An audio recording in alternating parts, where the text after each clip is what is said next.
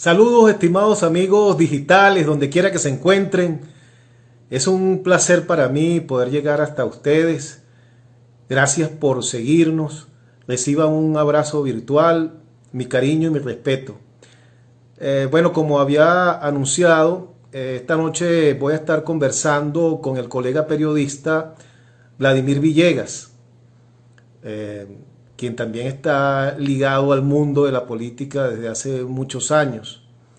Va a ser bien interesante lo que podamos conversar en la noche de hoy con Vladimir Villegas, que debe estar ya por ahí preparándose para las 8 en punto. Entonces, conectarnos nuevamente con ustedes en vivo a través de esta cuenta, el reporte global de Instagram, e iniciar nuestra conversación en la misma tónica que hemos venido haciendo desde hace 2 semanas ya, en estos trabajos especiales del reporte global, que busca un poco que las personas puedan tener cierta claridad sobre los factores que nos llevaron a la situación actual país y que también escuchen de parte de los principales analistas con la objetividad que les caracteriza, cuáles serían esas posibles salidas, explorar esas posibles salidas. Bueno, vamos a estar esta noche conversando con Vladimir Villegas. Hay muchos temas de la actualidad que, eh, que sería interesante tocar también en el marco de estas conversaciones. Sin embargo, el tiempo es limitado. De hecho, nos hemos estado pasando el tiempo. Esto está previsto, o estos espacios está previsto para que duren máximo 30 minutos, pero bueno, ha sido tan interesante y tan importante lo que expresan los invitados que no nos ha quedado otro remedio que extender esta, esta, este espacio, este contacto. Por aquí ya está Vladimir, se está a la conversación. Vamos a esperar que Vladimir entonces acepte la invitación que le estoy haciendo a incorporarse. Por aquí ya está Vladimir incorporándose. ¿Cómo estás, Vladimir? Buenas Hola, noches. ¿cómo te va? Buenas noches, ¿cómo te va? ¿Me escuchas? ¿Me puedes escuchar? Está bien. ¿Cómo estás, hermano? ¿Cómo está la cosa? Bien, bien, bueno, aquí, ¿Cómo, tú cómo te sabes, en esta trata? cuarentena. Bueno, tú no has cumplido mucho, pero no porque no quieras, sino por tus actividades profesionales, este distanciamiento, ¿no? Esta cuarentena. De hecho, he estado muy activo. Mira, bueno, nada, hice la presentación. Estos son una serie de programas especiales que estamos haciendo en el reporte global con la intención de llevarle a la ciudadanía la visión de analistas importantes del país y con la mayor objetividad posible de cuáles son los factores que contribuyeron a que llegásemos a esta situación que vive el país el día de hoy. ¿Cómo llegamos aquí? Y lo otro es cuáles son las posibilidades reales de salidas que pudiesen existir para esta situación, Vladimir. Entonces nos gustaría que tú, que además has sido un gran protagonista en todo este proceso, fuiste corredactor de la Constitución, participaste muy activamente en política desde antes de la llegada del chavismo y luego en este periodo. Y bueno, y creo que tu visión de cómo llegamos a esto sería bien importante que la compartieras con nosotros. Bueno, mira, ¿cómo llegamos a esto? José, el país se apartó por responsabilidad de quienes gobiernan. El propio Hugo Chávez tiene una gran responsabilidad en todo esto porque, aunque él promovió el proceso constituyente, luego de haber promovido la refundación de la República y la creación de nuevas instituciones, incluso, y el fortalecimiento de algunas nuevas instituciones, en lugar de ponerse a la orden de estas instituciones, se puso por encima de ellas. y quienes en ese momento estábamos en el gobierno quizás no tuvimos ni la firmeza, ni la fortaleza, ni la posibilidad de impedirlo. Quiso cambiar la constitución en el año 2007 y a partir de ese momento pues yo decidí salir del gobierno, ¿no? Y renuncié, era vicecanciller, por cierto, de Maduro, que era de Nicolás, era el canciller Nicolás Maduro en ese momento. Y yo decidí, pues, y fui parte de eso, como dice Emil Morales Sangrona, sí, fui parte de eso.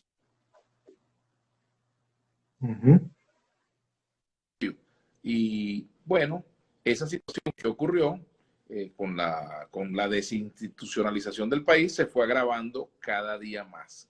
Y entonces, bueno, hoy tenemos un país prácticamente ayuno de instituciones, no hay instituciones independientes, hay un control absoluto por parte del Poder Ejecutivo sobre estas instituciones y por supuesto que esto es en gran medida la causa fundamental del problema que tenemos en Venezuela. ¿Por qué? Bueno, fíjate, por ejemplo, vamos al caso de la economía. Un banco central sin autonomía. Bueno, eso ha permitido que el gobierno haya hecho un uso irresponsable de los dineros del Estado en cuanto a la emisión de dinero inorgánico, en cuanto al uso, digamos, de los recursos sin ningún tipo de control ni de parte del Banco Central. Por ejemplo, gasto fiscal, el gasto fiscal pues se excedió, no hubo una política de ahorro real y tampoco hubo un parlamento que controlara eso. Entonces, evidentemente, pues el Banco Central tiene una gran responsabilidad en todo lo que ha pasado. Los directivos del Banco Central durante todo este tiempo son corresponsables de lo que ha pasado. Vamos al campo, por ejemplo, de los derechos humanos, por poner otro ejemplo, muy vigente en este momento. Pues tampoco tenemos una Defensoría del Pueblo que cumpla con su rol, ni una Fiscalía que actúe de forma imparcial. Tenemos ese mismo problema con la justicia, tenemos ese problema, digamos, en el campo de derechos humanos porque la Defensoría del Pueblo no cumple con su papel. No vemos un defensor del pueblo defendiendo a la población frente a los abusos de poder, frente a la represión, frente a las actuaciones del FAE, por ejemplo, que son muy evidentes. Aquí me pregunta Juan Carlos Márquez, pero usted es chavista todavía. Bueno, mire, si fuese chavista, no me hubiera ido del gobierno en el año 2007 y no diría lo que estoy diciendo. Pero cada quien puede sacar las conclusiones que quiera con respecto a... Bueno, pero es que por lo menos por lo menos el 60% de este país fue chavista en alguna vez, en algún momento de su vida. Claro, y por ejemplo, con toda razón, Juan Carlos Márquez puede preguntar eso, porque fíjate, en las redes circulan muchas cosas. Por ejemplo, me dice por acá Emilio Morales Sangrón, me dice, ¿tú fuiste parte de eso? Sí, claro que fui, por eso hablo con propiedad y con la autoridad moral que me da el conocer lo que está pasando y el haberme ido del gobierno cuando Chávez tenía, mira, yo diría que 60% de popularidad. Exactamente. Sí. En ese momento. He podido haberme quedado callado, aceptado las cosas que pasaron por una reforma constitucional con la cual no estuve de acuerdo. He podido aceptarlo, pero no lo acepté. Es mi decisión personal y cada quien toma sus decisiones y yo respeto mucho que decidió aceptar una reforma aunque no estaban de acuerdo. Cada quien en su dimensión. Fue precisamente en el 2007 cuando Chávez se declara abiertamente socialista, porque yo recuerdo, Vladimir, que Chávez siempre citaba a Tony Blair y decía que su propuesta iba por la tercera vía, la vía de Tony Blair. Pero entonces es hacia el 2006-2007 cuando él abiertamente se proclama socialista, ¿no? Pero es que fíjate tú, el problema no es que un presidente se declare no socialista o se declare capitalista, se declare de derecha o se declare de izquierda. El problema es el apego o no a una constitución. Aquí hay una constitución que fue aprobada por el pueblo, fue discutida en un proceso muy amplio de debate que hubo en el país. Eso, incluso las ONG de derechos humanos formaron parte de todas las discusiones que dimos para la elaboración del capítulo de derechos humanos de la Constitución del año 99. El problema no es ese, porque al final hay gobiernos de orientación socialista como hay gobiernos de orientación de derecha. El problema es si se apartan o no de la constitución que tiene ese país. En el caso venezolano, el problema no es que si el gobierno es de izquierda o de derecha, porque aquí, por ejemplo, hay mucha gente que es de derecha y está en el gobierno y se dicen chavistas y se dicen de izquierda. Y a la vez hay gente que está en la oposición y son de izquierda. Entonces, aquí ni toda la derecha está en el gobierno, ni toda la izquierda ni toda la izquierda está en el gobierno, ni toda la derecha está en la oposición. Es decir, aquí hay digamos, en eso mucha tela que cortar. Claro, Para mí el lo que yo problema me ha sido refería cuando... era que Chávez llegó al poder vendiendo una vía que no era socialista y que era la tercera vía. Eso fue lo que él vendió y mucha gente se la compró. Y luego, bueno, en el camino, él cambió completamente eso, pues, ¿no? Pero como tú dices, el problema no es ese. El problema precisamente está en la Constitución y Chávez fue uno de los que siempre decía que todo dentro de la Constitución, nada fuera de la Constitución, pero el primero que empezó a violar la Constitución fue el propio Chávez. Bueno, él tiene esa gran responsabilidad, tiene esa responsabilidad de haber promovido pues, el cambio de la Constitución en el año 90, en el año 2007, y esa reforma tuvo el rechazo de gente que estaba en el chavismo. Mira, el general Baduel fue uno de ellos, con quien yo nunca he tenido mayor trato, no, lo conocí, pero no tengo trato con él, por ejemplo, pero sí tengo trato con Ismael García, he tenido mucha relación con Ismael durante muchos años, podemos tener algunas diferencias, pero hemos tenido una relación de amistad hace muchísimos años. Ismael también en ese momento decidió pues romper con el chavismo, pues igualmente me pasó a mí, yo salí, di mi punto de vista y me fui alejando, y hoy en día tengo una postura, yo diría, yo soy independiente, no tengo militancia en ningún partido, no reniego de los partidos, pero en este momento no soy militante, pero sí soy una persona que me considero un crítico bien claro de este gobierno, y bueno, cada quien en el tono que quiera ponerle, ¿no? Unos son más duros al hablar, otros son más duros en la acción, otros tienen tonos distintos y cada quien lo califica como quiera, pero lo importante para mí es que, bueno, por fortuna he dicho mi posición, he hablado claro al país y la gente sabe, pues en general, cuál es mi postura, aunque haya gente que duda, y la duda es parte de la vida, ¿no? Y se Sí, respeta y su pareciera derecho que a hoy la duda. día es un pecado intentar ser objetivo o aproximarse a la objetividad. Pareciera que ese es el peor pecado ahorita. O tienes que Lo que ser pasa es que de fíjate un polo, tú, o tienes que ser de otro. Fíjate, José, lo que pasa es que de acuerdo a lo que yo recuerdo de mis clases que recibí en la Escuela de Comunicación Social, la UCB, y ese era un tema muy debatido, la objetividad no existe. Ujú. La objetividad no existe porque los seres humanos somos profundamente subjetivos, ¿verdad? Nosotros nos aproximamos a los hechos como seres humanos, como periodistas en el caso nuestro, y bueno, cada quien desde una óptica. Tu óptica, por supuesto, frente a un problema va a ser distinta a la mía. Pudiéramos tener coincidencia, pero siempre habrá un elemento en el cual tengamos alguna diferencia de apreciación, etcétera, y eso es válido. Lo que uno tiene que tener como comunicador, y en el caso de quienes hemos sido también activistas políticos, bueno, es apego a los hechos reales, a lo que es concreto, a lo que no se puede ocultar. Por ejemplo, decir que los trabajadores viven hoy un paraíso en Venezuela sería una gran mentira, ¿verdad? O decir que tenemos el mejor sistema de seguridad social en el planeta, que tenemos el mejor sistema de salud, sería una gran mentira, ¿verdad? Entonces, por ponerte dos Ujú. ejemplos, ¿verdad? O que tenemos pleno respeto a la libertad de expresión en nuestro país, también sería una gran mentira. O que tenemos una oposición realmente compenetrada con los intereses de la gente, conectada con la necesidad de la gente, también es mentira. Esa es la realidad que tenemos en Venezuela, como tenemos un gobierno que para mí es un desastre, ¿no? Sí, lamentablemente mucha gente cae en la polarización de un lado o del otro, y eso es una de las cosas que nos está haciendo mucho daño, esos dos polos, pero la gran mayoría de los venezolanos está en el medio de ese sándwich, porque los polos son el pan de ese sándwich, y la mayoría de Venezuela está en el medio de eso, o sea, la expresión mayoritaria venezolana no está en los polos realmente.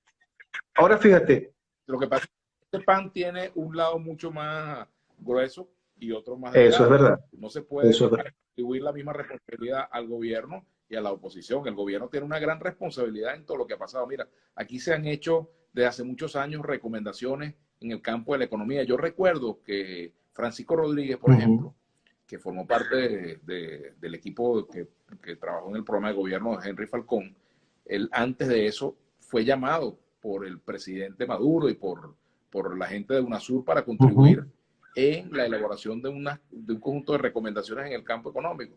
Esas recomendaciones nacieron de la UNASUR, vinieron economistas de Ecuador, vinieron economistas de distintos países de la UNASUR. Bueno, eso lo coordinó el expresidente dominicano Leonel Fernández. Bueno, ¿y qué pasó con eso? Engavetaron esas recomendaciones a Yamira Flores y le hicieron caso a un señor español de apellido Serrano, pues que, Ujú. imagínate tú, condujo las políticas económicas aquí con un conjunto de recomendaciones partiendo de parámetros como que, por ejemplo, la inflación no existe, por decirte algo, ¿no? Sí, es que se han escuchado unas cosas realmente increíbles. Fíjate, la otra arista, ¿no? Hemos hablado del gobierno y hablar del gobierno es como llover sobre mojado porque todos conocemos qué caracteriza al gobierno que tenemos, ¿no? Pero vamos a analizar entonces del lado de la oposición, Vladimir. Eh, Sí, ¿Qué yo quiero errores? hacerlo, pero no Ujú. sé, me gustaría, perdóname, José, hacerlo, ¿no? Pero primero me gustaría finalizar la parte del gobierno, Ok, porque también hay cosas que decir de la oposición, ¿verdad? Y yo creo que hay que caracterizar lo que nos está ok. pasando.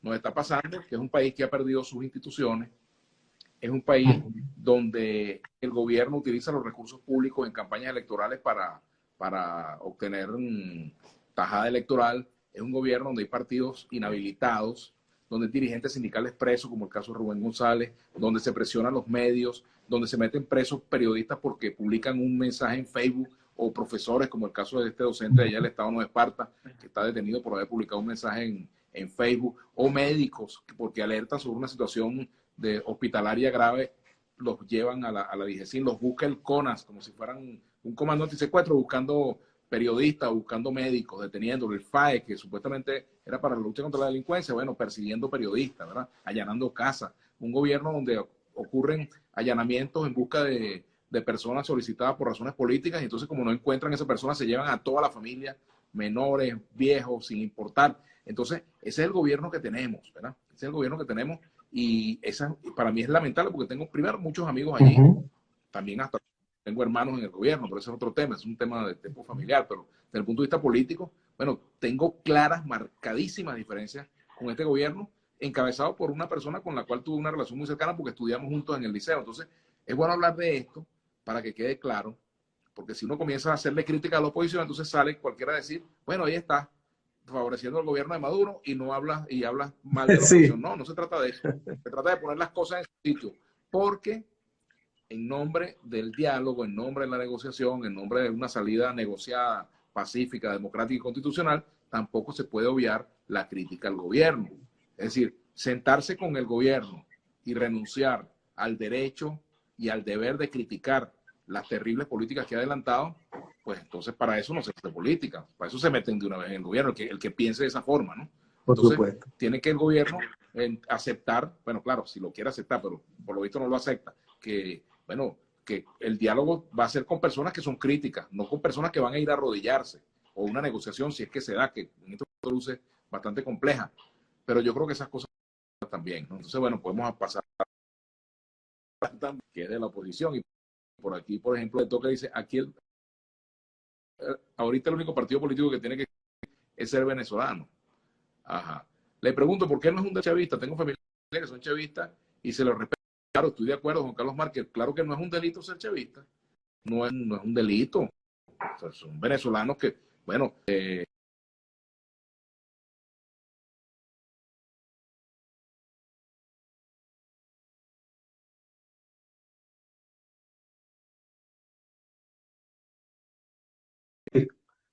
Además, porque Vladimir, bueno, formó parte del gobierno. Ajá, Vladimir, fíjate, yo te decía que tú que conoces a tantas y tienes tantos amigos, eh, sin, sin, sin nombrar tus familiares, pero vamos a hablar de los amigos que tienes del lado del gobierno. ¿Existe alguna posibilidad de que las personas, por decirlo de alguna manera, más sensatas dentro de ese estamento gubernamental puedan contribuir a que se llegue a una salida negociada a esta situación? ¿Eso es posible, David? mira, es lo deseable. Posible es muy difícil. No es imposible, es lo deseable. Ahora, por ejemplo, vamos a hablar de gente que uno considera sensata dentro del chavismo. Vamos a hablar de los que están en el gobierno hoy, digamos, que tienen una postura importante, que tienen una responsabilidad importante. Bueno, a mí me pareció siempre Aristóbulo una persona sensata. Y sé que en el fondo no debe estar muy de acuerdo con muchas cosas que están pasando, porque Aristóbulo nunca fue partidario del estalinismo. Yo que conozco a Aristóbulo, Ujú. Aristóbulo viene de la fila de Acción Democrática, fue mepista después de la causa R, está en el PSUV. No creo que a última hora se haya convertido en una especie de estalincito tropical, no lo creo. ¿Ves? Conozco otras personas allí en el gobierno que, bueno, que yo considero que son sensatas. Por ejemplo, yo considero que Wilmar Castro es una persona sensata, a pesar de que pueda tener diferencias con su manera de ver las cosas, pero una persona con la que se puede conversar, que se puede dialogar, se puede discutir. Hay muchos otros. Ahora, hay otros fanatizados, ¿no? Lamentablemente el problema es que si las voces sensatas predominaran en el gobierno, pues la situación sería otra. Y no es el caso. Las voces sensatas no son las que están predominando en el gobierno en este momento. Y creo que desde hace mucho tiempo no predominan. Creo que muchas voces sensatas se han ido. Se han ido alejando, se han salido del gobierno, han tenido que dar el paso pues a deslindarse del gobierno porque precisamente parece que no hay mucho espacio para la sensatez. Sin embargo, las negociaciones se hacen cuando hay que hacerlas con el que se tiene que hacer esa negociación.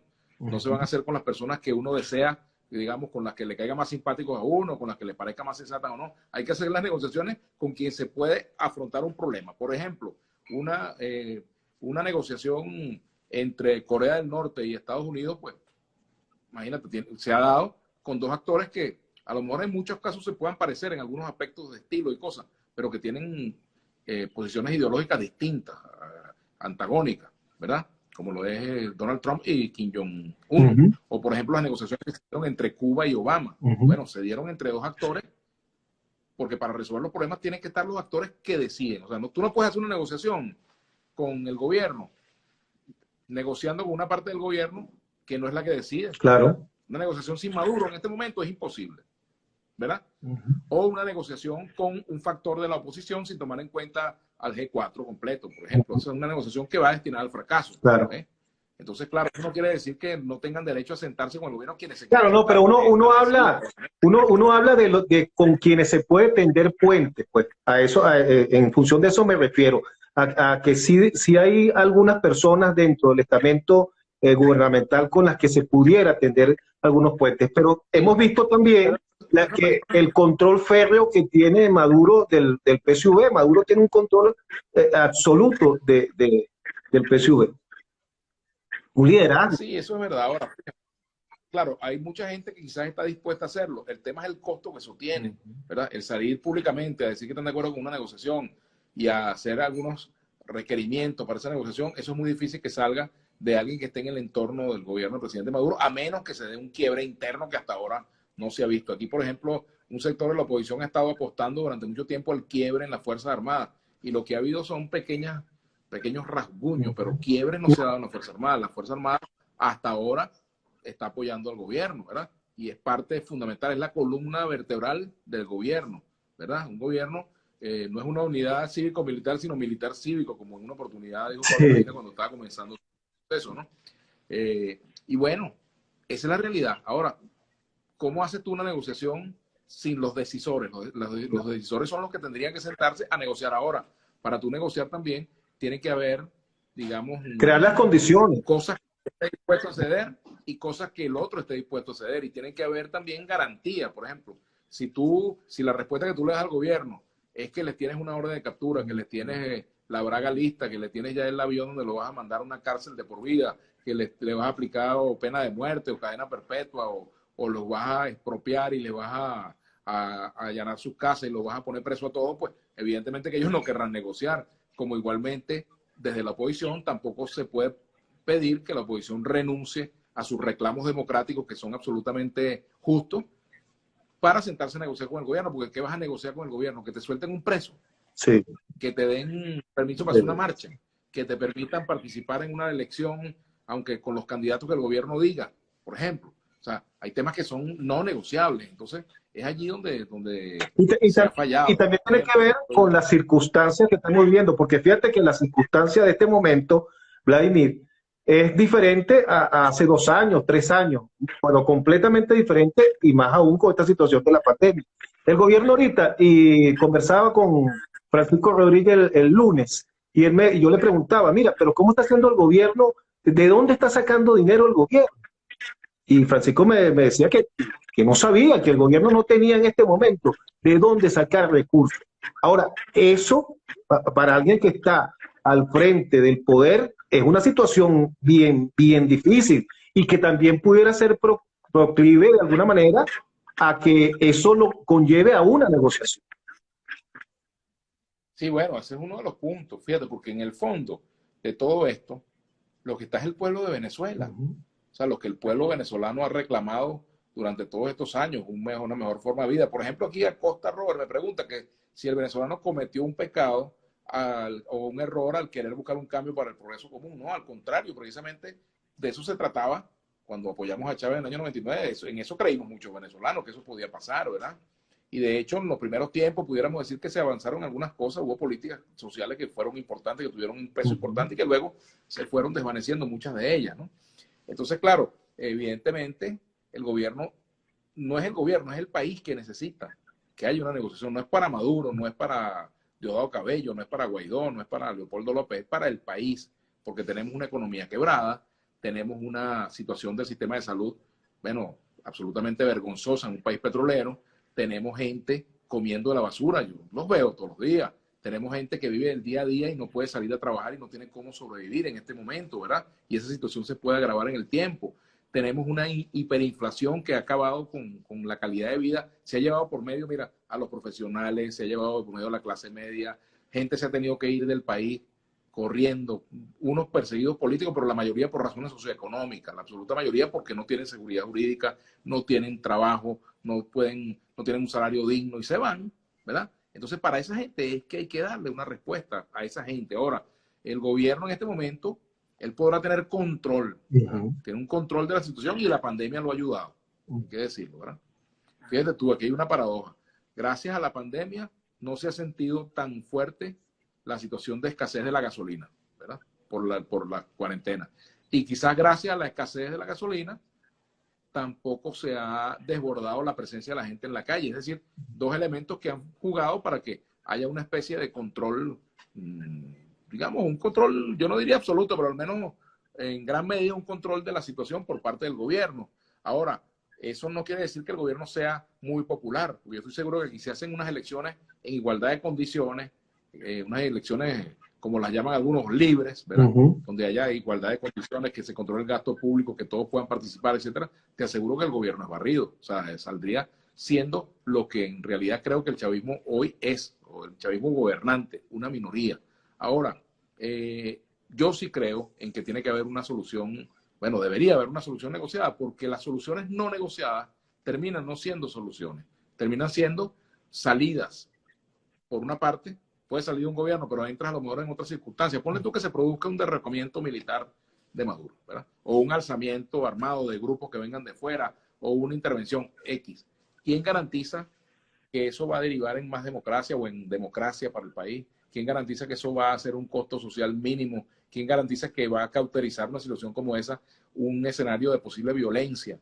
¿Quién garantiza eso? Nadie lo puede garantizar. Entonces mucha gente pide eso, lo pide desde fuera, no están aquí, y bueno, quizás no piensan en el costo que tendría para un país el resolver por la vía de soluciones armadas un conflicto que debería resolverse por la vía pacífica. Fíjate, diste el ejemplo de El Salvador. Fíjate tú. El Salvador, José, bueno, en El Salvador se llegó a una negociación después de 160.000 muertos, 180.000 muertos, no sé cuánto, ¿verdad? Bueno, los mismos que se estaban matando a tiros entendieron que unos no podían barrer a los otros y que los otros no podían barrer a los unos. Y se sentaron después de tanta cantidad de muertos, un país tan pequeño, El Salvador, ¿verdad? Que tiene quizás menos de la cuarta parte de los habitantes que tiene Venezuela. Bueno, y llegaron a acuerdos políticos y el Frente Farabundo Martí fue poder, perdió las elecciones, bueno, entregó. ¿Y qué pasó? ¿Pasó algo? Bueno, no. Para la izquierda no tiene por qué ser una tragedia la alternabilidad. Lo que pasa es que el gobierno tiene un conflicto con la alternabilidad. ¿Ves? Y bueno, entonces esas cosas tendrían que resolverse por esa vía. ¿Y qué ha Si privado, no se resuelven por esa vía? a tu juicio, qué ha privado para que no haya mayores acercamientos y no se transite por esa vía de una posible negociación? ¿Cuáles son los Bueno, factores ahí que imposibilitan eso? mira, para mí, que soy partidario de la negociación, creo que el obstáculo está en que ambas partes creen que puede aplastar al otro. Y entonces, ¿para qué negociar? Y como, ¿qué ocurre? Que en el caso de ambos, la opción de negociación no es la primera. Es un plan B, C o D, ¿verdad?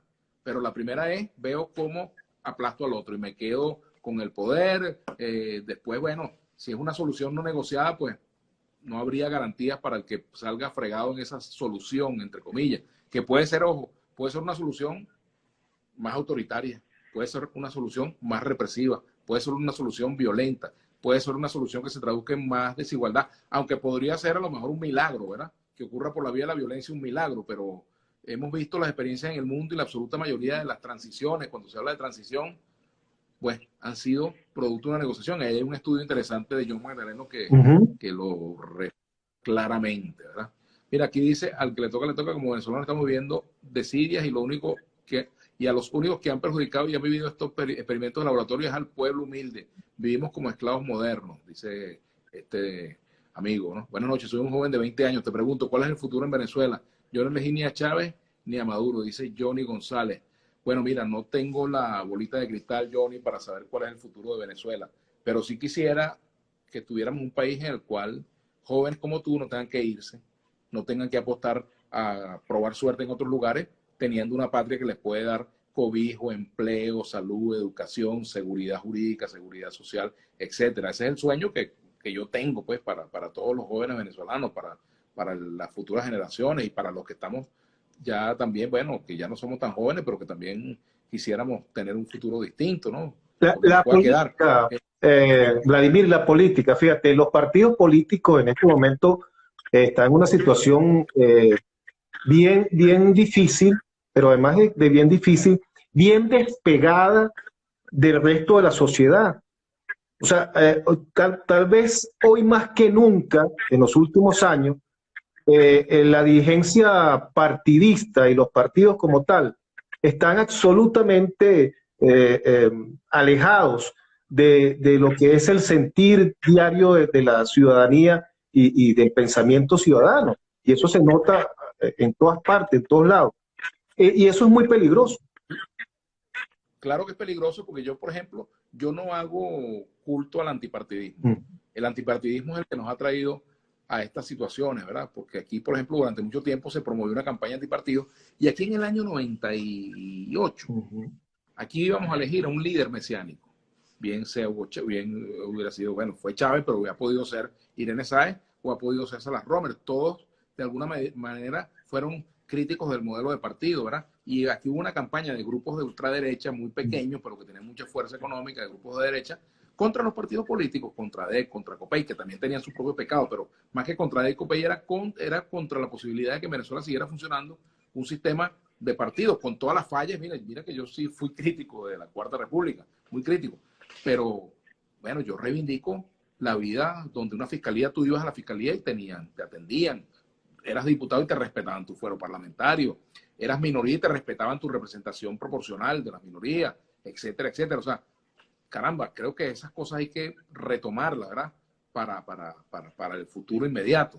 Entonces, mira, aquí, por ejemplo, pregunta Bravo Jesús, ¿usted crees que el golpe realizado a Chávez lo impulsó a este socialismo fallido? Mira, lo primero es discutir si realmente aquí en Venezuela hay socialismo. Ese es otro debate para varios programas. Para varios programas. Aunque se hable en nombre del socialismo, pues no se puede hablar de que en Venezuela tengamos realmente un modelo socialista. En primer lugar, yo diría que tenemos un modelo socialista en la teoría y en la práctica capitalismo salvaje, promovido por el propio gobierno. Mira, el gobierno no quiso que se aumentara el precio de la gasolina, regaló la gasolina y ahora tenemos que pagarle a quien venda gasolina para no hacer las colas, ¿verdad? Es probable que ahora permitan la bodegonización de la gasolina, es decir, que la gente haya gente que traiga gasolina y lo venda como en los bodegones para quienes tienen dólares, ¿verdad? En cuanto a la economía, aquí ha habido expropiaciones, ¿verdad? ¿Pero para qué? Para que se favorezcan algunos grupos, ¿verdad? Entonces hay mafias que se favorecen de las expropiaciones, de los controles, ¿verdad?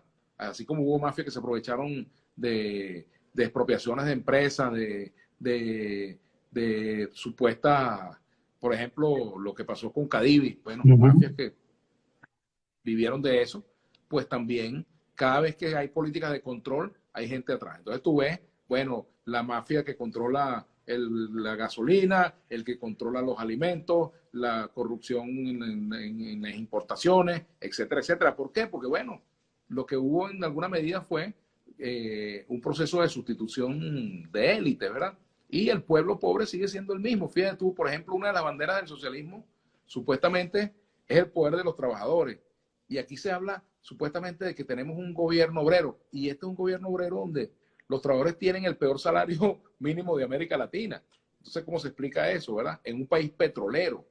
Entonces aquí, bueno, yo creo que este es un modelo autoritario, es un modelo, digamos, en gran medida, yo diría que ni siquiera populista, es un modelo de gerencia irresponsable, o sea, no ha habido una gerencia responsable de los recursos públicos y esto no se le puede poner nombre, porque ellos pueden hablar del socialismo, ¿verdad? Pero te aseguro que mucha gente que es de izquierda y que está en la oposición coincide conmigo en que esto no se puede llamar socialismo, pero el problema no es que le pongas una etiqueta o no, el problema no es la etiqueta, el problema es el contenido de lo que estamos viviendo aquí en Venezuela, ¿no?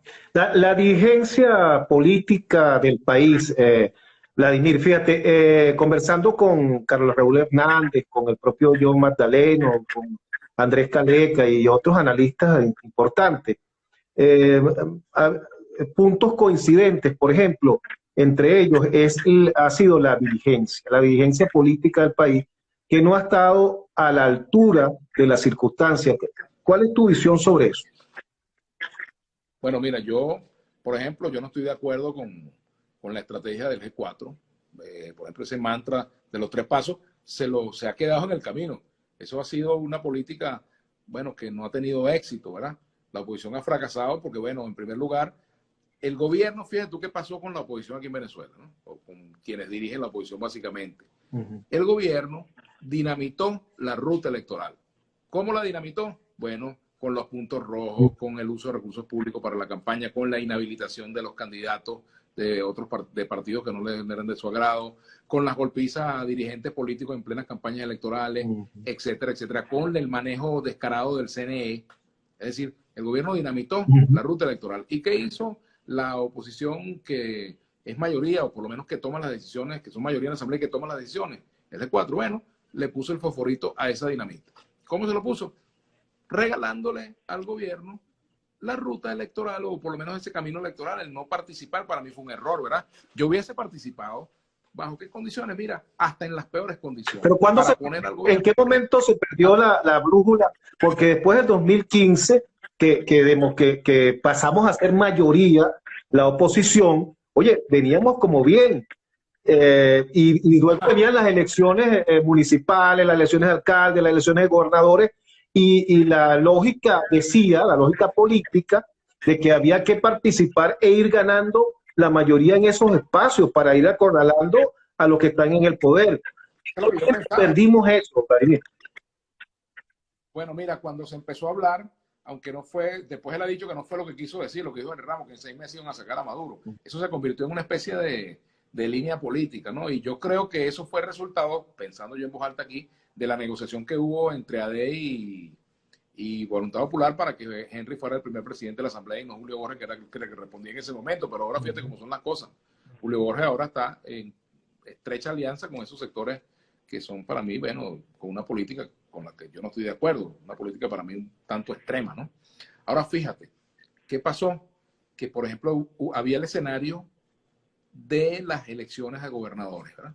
Y la oposición dejó ese escenario para buscar la idea de un referéndum revocatorio, etcétera, en lugar de aprovechar el impulso que se traía con el triunfo en las elecciones parlamentarias y continuar ese proceso de acumulación de fuerza. Entonces, ¿qué pasa? Por el inmediatismo se convirtió en el peor aliado de la oposición. Todo para allá, Maduro, vete ya. Primero fue Chávez, vete ya. Después Maduro, vete ya. ¿Ves? Y en el vete ya, ¿cuántos años tiene la oposición fracasando? Precisamente por eso, por la falta de destreza política, ¿verdad? De jugar más con la razón que con el hígado, más con el cerebro que con el corazón y con el hígado. El corazón es muy importante, pero el cerebro es fundamental a la hora de llevar a cabo una política. Entonces, para mí, yo voté en las elecciones del 2018 y no me arrepiento. ¿Por qué? Porque yo no voy a regalar mi voto, che. Yo voto, aunque sea por una opción, aunque le vayan a robar las elecciones, yo voy y voto. Si la mayoría sale a votar y el gobierno se roba las elecciones, pues esa mayoría sabrá defender ese triunfo, ¿verdad? Tendrá que defenderlo. Ahora, si la mayoría se queda en su casa, pues el gobierno no tiene ni que robarse un voto, ¿verdad? Porque exactamente. objetivo, fíjate tú, fíjate tú, aquí ponen un afiche de Tibisay y Lucena, entonces la gente se espanta, Exacto. ¿verdad? Y entonces, yo iría a unas elecciones, aunque el presidente del CNE sea Diosdado Cabello, Pedro Carreño, Iris Varela, Freddy Bernal, qué sé yo, Aristóbulo, al que pongan de ellos, del gobierno, yo voy a las elecciones. ¿Ves? Y pongo al gobierno, bueno, en el reto de ganarme, llamando yo a la gente a participar. Ahora, si la gente se queja en su casa, pues tú no puedes hacer más nada. ¿En qué se tradujo lo demás? Mira, marchas, por supuesto el derecho a la protesta yo lo reivindico, pero esas marchas terminaron en frustración. Por ejemplo, el 30 de abril, la noche de los cambures verdes, o la madrugada de los cambures verdes, como lo dicen algunos, ¿verdad? Bueno, ¿en qué terminó eso? En una frustración. ¿En qué terminó? Bueno, Leopoldo López metió en una embajada, el director de BIC que se fue del país, unos militares presos, otros fugados, otros que perdieron su carrera, militares en Colombia pasando roncha, maltratados por el gobierno de Colombia y olvidados por la oposición allá. Es decir, eso terminó en una gran frustración el 30 de abril por el bendito inmediatismo, por creer que la cosa es soplar y hacer botella, y por creer que el gobierno se le saca fácilmente conspirando con 2 o 3 militares que a lo mejor son infiltrados del propio gobierno. Y una de las cosas, Fíjate, lo decía muy bien. Vladimir, una de las cosas también que creo que nos ha hecho mucho daño en todo este tiempo ha sido el subestimar también a los que están en el poder. Yo creo que hubo una subestimación de los que han tenido el poder durante todo este periodo. De acuerdo contigo, plenamente de acuerdo. O sea, fíjate. Decía en estos días en una entrevista que yo le hice para mi programa Vladimir a la Carta, decía Luis Florido, que ellos creían que el gobierno era fácil de sacar y que entonces, bueno, en lugar de un sancocho de gallina se encontraron con un sancocho de gallo y que intentaron abrir una lata con una cuchara. Es decir, se subestimó la fuerza y la capacidad de juego y del gobierno y del propio presidente Maduro. Aquí han dicho que si Maduro es bruto, que si no sé qué, sigan creyendo en cuentos de camino, ¿verdad? Y entonces subestimando al adversario, fíjate tú cómo Maduro tiene el tiempo que tiene en el poder, que es abusando del poder, que es reprimiendo, todo lo que ustedes le quieran agregar. Pero es cierto que la oposición lo que ha hecho es subestimar durante mucho tiempo al terrorismo, incluso con las propias ofertas a la Fuerza Armada. Fíjate, esas ofertas a la Fuerza Armada van desde lanzarles pantaletas, amenazarlos con cárcel, hasta ofrecerles que si apoyan una salida militar, no van a ser acusados de la corrupción que practican. Entonces, bueno, ¿quién con un mensaje de esa naturaleza? Pero más allá, fíjate lo que pasó con los guardias nacionales que desertaron y que después los dejaron abandonados en Colombia. Bueno, ese es el mensaje que se le está mandando a la Fuerza Armada. Pero además de eso, fíjate tú, ¿qué ocurre? Que entonces cuando llegan esos mismos militares que estaban aquí, que fueron incitados a alzarse, que se alzaron algunos, ellos llegan al exterior, entonces los cacerolean, los amenazan, los insultan, ¿verdad? Y entonces, bueno, les viven cobrando su pasado chavista.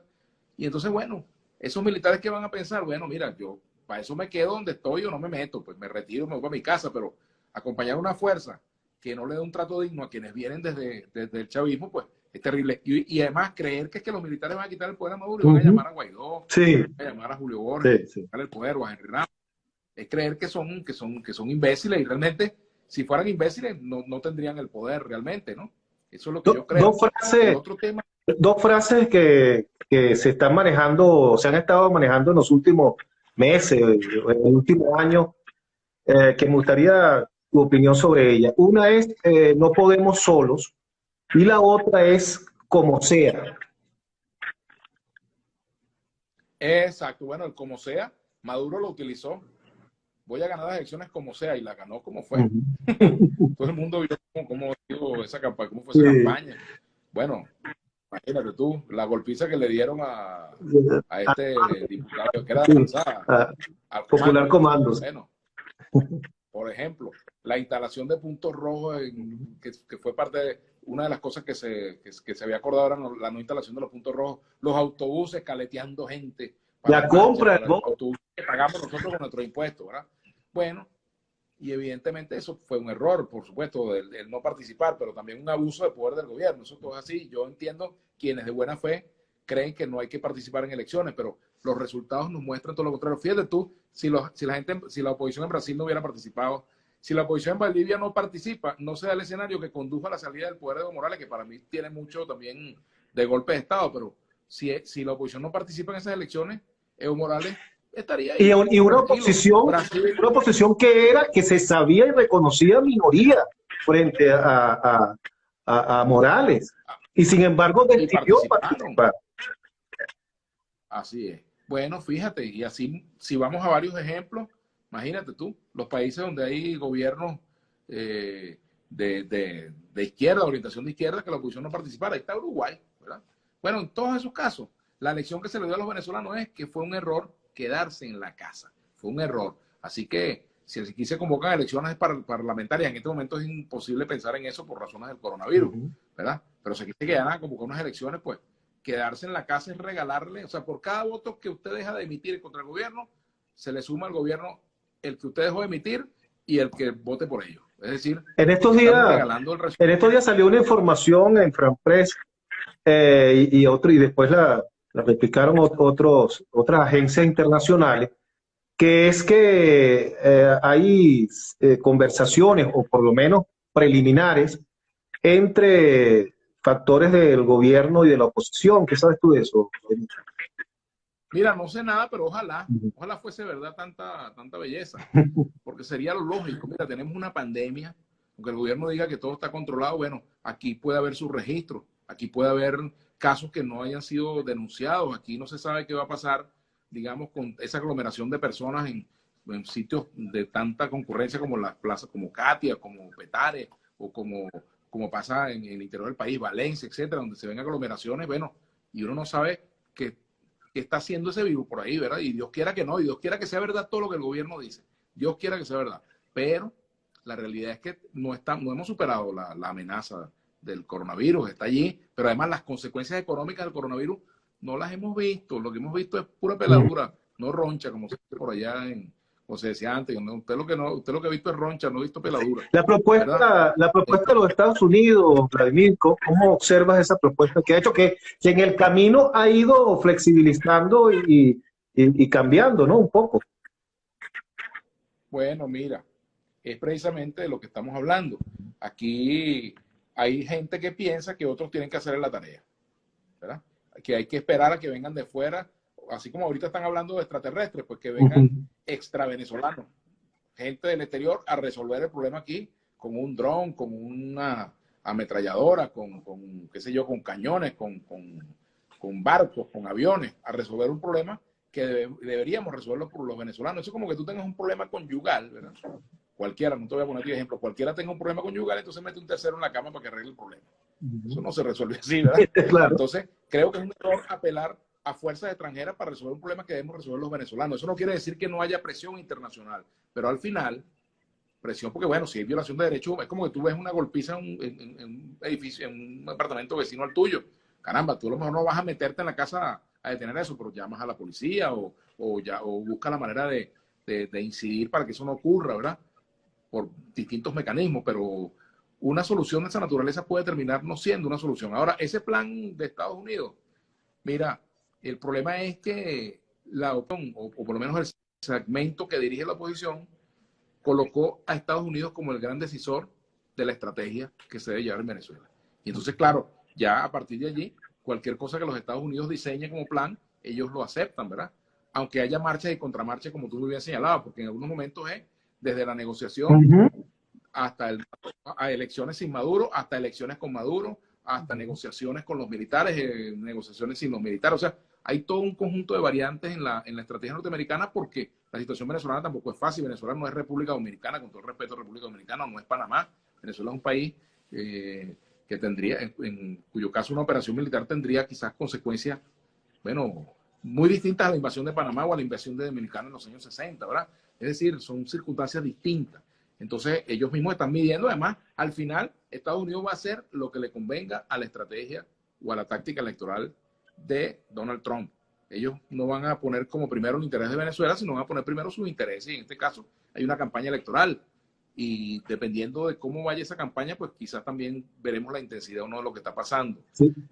Fíjate, conversando... También la oposición ha pedido sanciones, por ejemplo, que no se puede ocultar ha habido sanciones a personas, ¿verdad? Del gobierno. Esas son sanciones, bueno, que el gobierno tiene derecho, el gobierno norteamericano tiene derecho a tomar las sanciones que quiera contra personas. Ahora, cuando se trata de sanciones que afectan la vida del venezolano, pues creo que ya es otra cosa. Entonces, es muy irresponsable que un liderazgo opositor no vea ese aspecto del problema. Entonces, relativice el daño que esas sanciones puedan hacerle a la población. Ahora, porque a Maduro no le va a faltar gasolina, ¿verdad? Maduro no hace cola para echar gasolina, ni Diosdado, ni Aristóbulo, ni Tarek El Aizami, ni menos Tarek William. ¿Entiendes? Eso no hacen cola para echar gasolina, ¿verdad? No tiene problemas a la hora de una asistencia médica, ¿verdad? No tiene problemas para hacer el mercado. Pero la gente común y corriente, el venezolano de a pie, se ve afectado con medidas de esa naturaleza que le agravan su vida cotidiana. Ahora, eso no quiere decir que las sanciones son las responsables. No, agravan, pero no son las responsables. Lo que pasa es que le sirven al gobierno para darse colita y decir que todo estaba chévere hasta que el imperio empezó a sancionarlo. Y entonces, bueno, todo estaba maravillosamente bien hasta que el imperio comenzó a sancionarlo. Entonces, esas sanciones terminan atornillando al gobierno y dándole argumento a su discurso. Y hay gente que se come ese discurso. Por aquí dice que le toca, es un error. El peor error fue colocar a los militares que administren los rublos. Bueno, la militarización de la sociedad es terrible. Yo no estoy de acuerdo con la militarización de la sociedad. Los militares tienen que volver a su rol. Ahora, meter ese genio en la lámpara Oye, no va a ser eso fácil. no es fácil. No es nada. Fíjate, conversando con el profesor Fernando Mírez en estos días, él confesaba que él no le ve salida a esta situación, Vladimir. Tú, en función de eso, ¿tú le ves salida a esta situación por lo menos en el mediano plazo? Bueno, es difícil porque aquí el mediano plazo es muy lejos. Aquí somos prisioneros del corto plazo. No hay tiempo, no hay posibilidades de mirar mucho a largo plazo porque la tragedia que tenemos enfrente en el cortísimo plazo, en el aquí y el ahora, es tan grande que no hay posibilidad de ver por encima de ese muro de la tragedia que tenemos. Entonces, por supuesto, decir que no hay soluciones es entregarse a la idea de que todo va a continuar como está o empeorando y que no tenemos nada que hacer. Yo no creo en eso. Yo, con todo respeto, pues, o sea, no creo que tampoco sea el punto de vista definitivo de él. Claro, por supuesto que no se avisó una solución en este momento, pero hay que trabajar por construirla. Me imagino que ese es el espíritu de lo que ha dicho el profesor Mírez, pues una persona que respeto muchísimo. Es decir, hay que buscar la forma de encontrar esa solución. Y para eso tenemos que hacernos sentir esas voces que no creemos sin ninguna solución negociada. Y por eso un grupo de venezolanos firmamos hace ya un mes casi una comunicación dirigida a los distintos sectores del país planteando la necesidad de una negociación política y de una negociación sobre la emergencia que estamos viviendo. Y ese planteamiento va a tener vigencia durante mucho tiempo, el planteamiento de buscar una solución negociada. Claro, no es fácil, ¿verdad? Por aquí me pregunta Bravo Jesús, ¿qué opinas de la gestión de Guaidó? ¿Crees que lo está haciendo bien? Su gestión como presidente.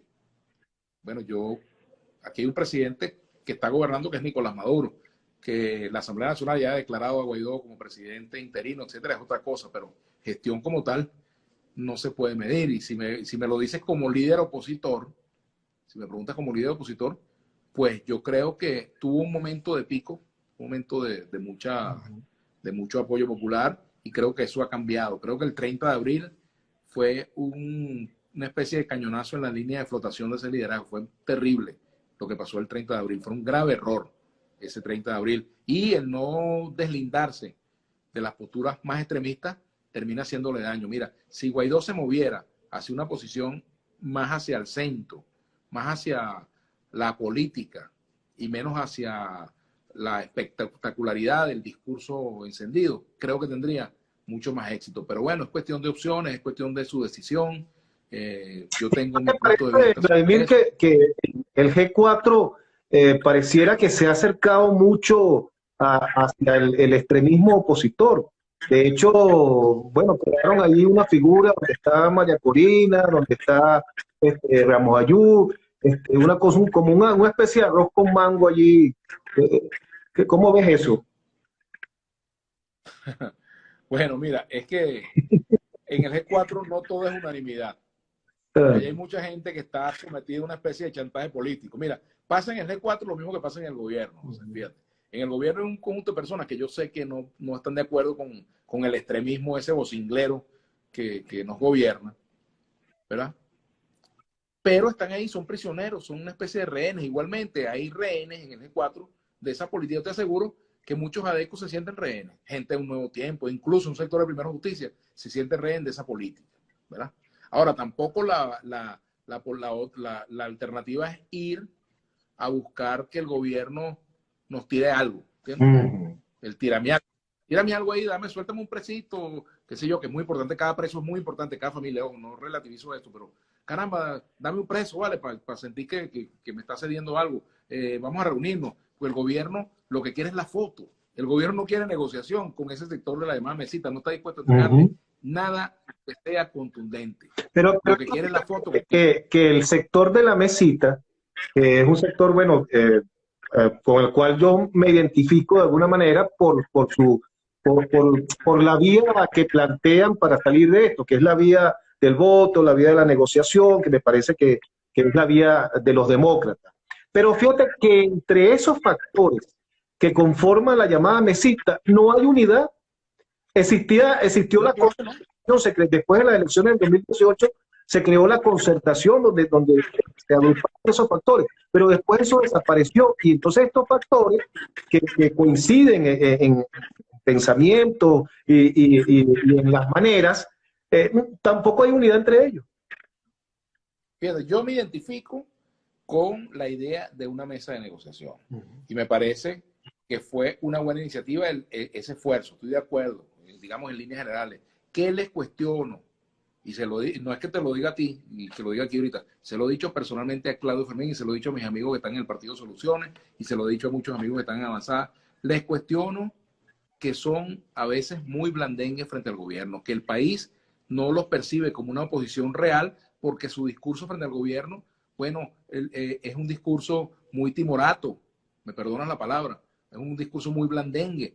Y el pueblo quiere tener un liderazgo que no sea un liderazgo sumiso al gobierno, quiere un liderazgo que se le plantee al gobierno con unas posturas inteligentes, racionales, de negociación, todo lo que tú quieras, pero que se quede claro ante el país que son, digamos, de oposición. Pues no puede ser que muchas de las declaraciones, la mayoría de las declaraciones de algunos integrantes de esta mesa son declaraciones contra la oposición. Entonces el gobierno, bueno, como están conversando, entonces prefieren no tocarlo para que no se sientan mal, pero resulta que el gobierno, en el fondo, creo que no siente un verdadero respeto por ellos, ¿verdad?